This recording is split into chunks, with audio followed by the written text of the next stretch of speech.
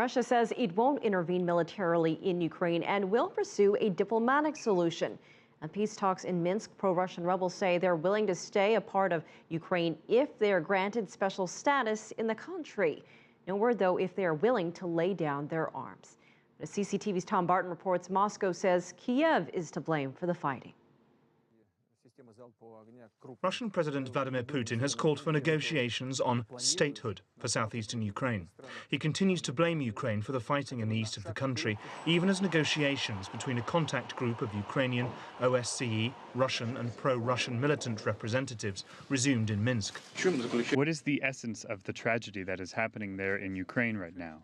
I think the main reason for that is that the current Kiev leadership does not want to carry out a substantive political dialogue with the east of its country.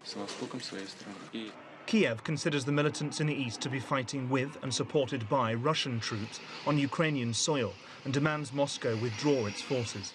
Western governments back Kiev, while Moscow still denies mounting evidence that thousands of Russian troops, tanks and military vehicles are fighting in eastern Ukraine.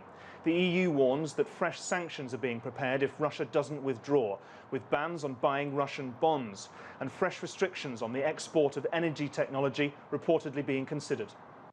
Russia's largest oil company has had to ask for a $40 billion cash injection from the state, and government ministries have started infighting over shrinking funds. But Russian government voices insist Moscow won't back down because of Western pressure. You've got to threaten, or else you don't get what you want, to let them know that you're strong and can cause them damage. That makes them retreat and think. But as the fresh round of talks got underway in Minsk, Russian Foreign Minister Sergei Lavrov, who has repeatedly denied any military intervention in eastern Ukraine, called for an immediate ceasefire to be agreed.